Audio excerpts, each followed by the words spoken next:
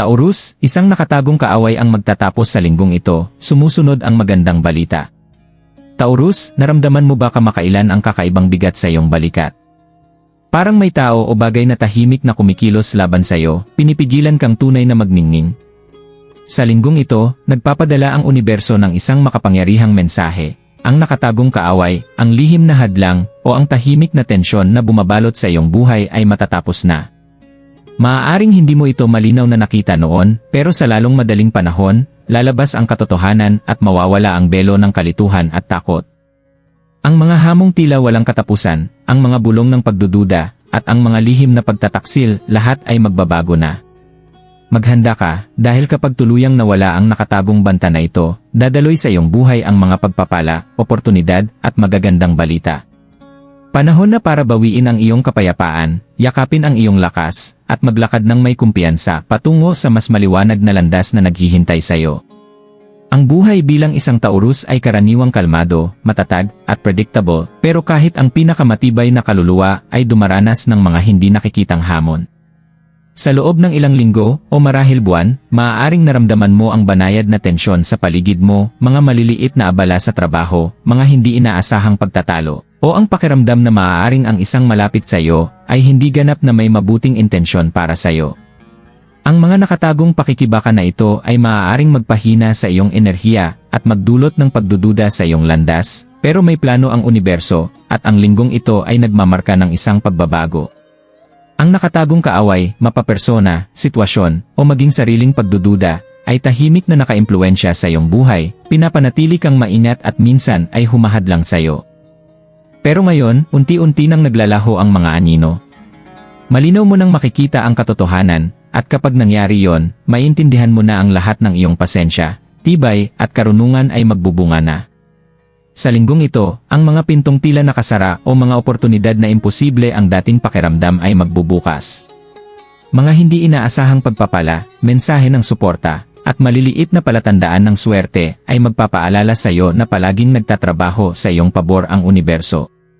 Ito ay sandali ng kaliwanagan, pagkakataong lumabas sa anino, at tawag para yakapin ang mga positibong pagbabago na darating sa iyong buhay. Taurus, ihanda ang iyong sarili, ang susunod na mangyayari ay hindi lamang ginhawa, kundi isang alon ng mga oportunidad, paglago, at kaligayahan na tunay mong karapat-dapat.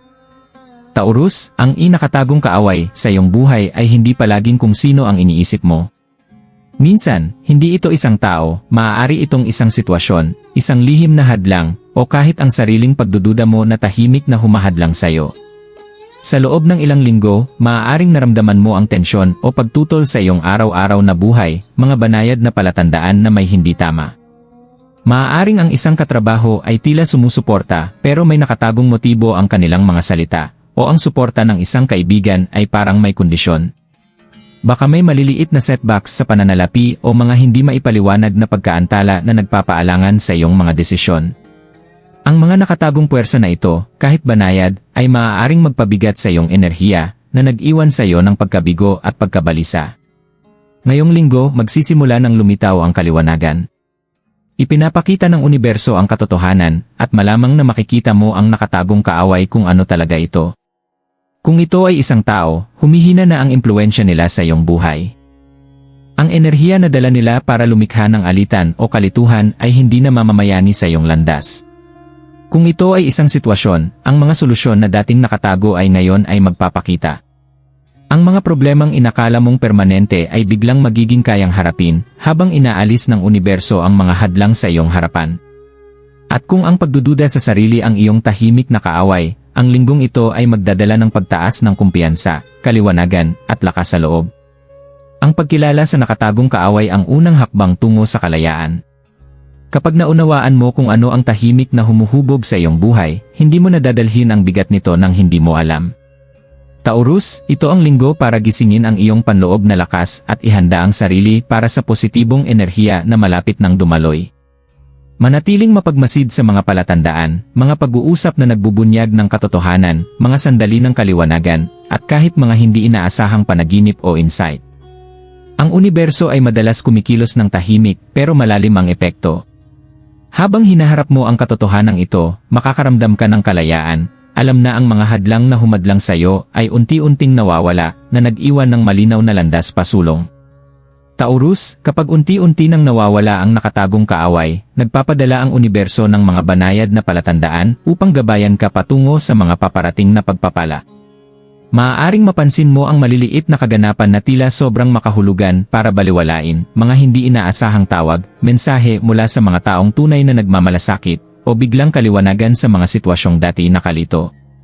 Hindi ito simpleng pagkakataon, ito ang paraan ng universo upang ipaalam sa iyo na nagbabago na ang agos pabor sa iyo.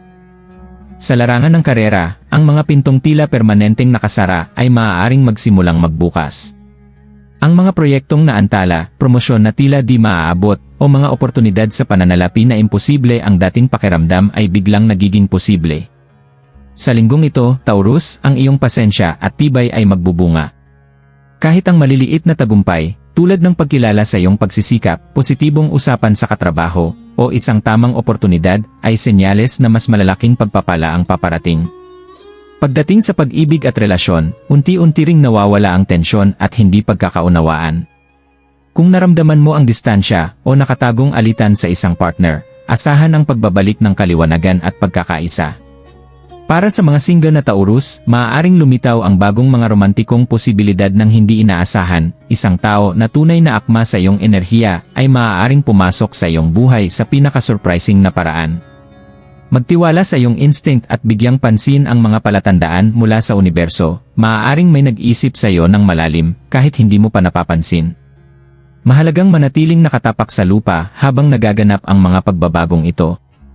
Taurus, ang iyong likas na kalmado at matatag na kalikasan ang iyong pinakamalakas na asset. Kahit biglang dumating ang magagandang balita, ang pagpapanatili ng balanse ay titiyak na makakagawa ka ng matatalinong desisyon at makahikayat ng pangmatagalang benepisyo sa halip na pansamantalang saya. Ang maliliit at maingat na hakbang ngayon ay magpapalakas sa mga pagpapalang malapit mo nang matanggap. Taurus, ang darating na linggo ay hindi lamang tungkol sa pag-aalis ng mga hadlang kundi pati na rin sa paggawa ng praktikal na hakbang patungo sa tagumpay. Sa larangan ng karera, ang mga nakatagong hamon na minsang nagpapabagal sa iyo ay unti-unting nawawala. Ang mga alitan, hindi pagkakaunawaan, o hindi napapansin na pagsisikap ay hindi na maghahadlang sa iyo. Ito ang perpektong panahon upang ipakita ang iyong talento, magpahayag ng bagong ideya, o gawin ang matapang na hakbang na matagal mo nang pinag-isipan. Ang iyong pasensya at pagsusumikap ay sa wakas ay napapansin at binubuksan ng universo ang mga pintong dati nakasarado. Sa aspeto ng pananalapi, maaaring dumating ang hindi inaasahang kita. Maaaring ito ay bonus, bagong oportunidad, o tulong mula sa kaibigan o kapamilya na hindi mo inaasahan. Bigyang pansin ang timing at magtiwala sa iyong intuition sa paggawa ng desisyon. Ngayon ang tamang oras upang gumawa ng matalinong pagpili, maging ito man ay sa investments, budgeting, o pagsisimula ng bagong proyekto. Kahit ang maliliit na kita ngayong linggo ay maaaring magdulot ng tuloy-tuloy na kasaganaan sa mga susunod na linggo. Higit pa sa material na mundo, Taurus, ang linggong ito ay may spiritual na transformasyon rin. Ang mga nakatagong kaaway ay madalas higit pa sa panlabas na hamon, maaaring kumatawan ito sa panloob na takot, pagdududa, at limitadong paniniwala. Maglaan ng oras para magmuni-muni at pakawalan ang negatibong enerhiya. Ang meditasyon, pagsusulat sa journal, o tahimik na oras sa kalikasan ay makakatulong upang muling kumonekta sa iyong panloob na gabay. Habang pinapalaya mo ang takot at sama ng loob, papalitan ng kaliwanagan at kapayapaan ang tensyon. Mararamdaman mo ang pagiging magaan, mas tiwala sa sarili, at naaayon sa tunay mong landas. Tandaan, Taurus, ito ang panahon upang magtiwala sa sarili, manatiling nakatapak sa lupa, at tanggapin ang gabay ng universo. Sa pamamagitan ng pagbabalansi ng aksyon at pagmumuni-muni, inihahanda mo ang iyong sarili upang ganap na matanggap ang mga pagpapala sa panlabas at sa iyong kaluluwa. Taurus, ang linggong ito ay nagmamarka ng isang pagbabago mula sa tensyon, nakatagong hamon, at tahimik na hadlang patungo sa kaliwanagan, kapayapaan, at kasaganaan. Ang nakatagong kaaway, mapa. Panlabas man o panloob, ay sa wakas ay umuurong, at handa na ang universo na ibuhos sa iyo ang mga oportunidad, gabay, at pagpapala. Matagal mo nang hinintay, na natiling nakatapak sa lupa, at tapat sa iyong mga halaga. Ngayon, handa nang magpakita ang bunga ng iyong tibay at pasensya. Ang magandang balitang paparating ay hindi lamang swerte, Ito ay tugon ng universo sa iyong dedikasyon, karunungan, at integridad. Ang mga pintong dating nakasara ay magbubukas, gagaling ang mga relasyon, at ang mga oportunidad sa pananalapi o karera ay lalitaw sa oras na hindi mo inaasahan. Taurus, pansinin ang mga banayad na palatandaan sa paligid mo. Isang mensahe, maliit na tagumpay, o isang hindi inaasahang pagkikita ay maaaring paalala ng universo na patungo ka sa mas dakilang bagay. Sa espiritual na aspeto, ito rin ang iyong sandali ng transformasyon.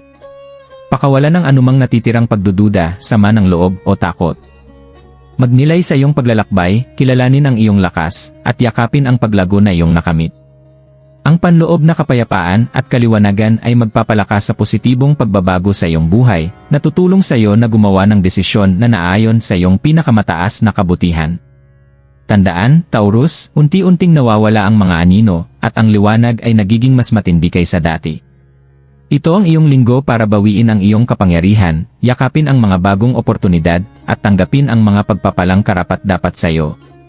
Magtiwala sa universo, magtiwala sa sarili, at alamin na ang susunod na mangyayari ay hindi lamang ginhawa kundi isang alon ng kasaganaan, kaligayahan, at hindi inaasahang saya. Lumakad ng may kumpiyansa, Taurus. Natapos na ang iyong nakatagong kaaway, at ang mas maliwanag na landas ay naghihintay sa iyo.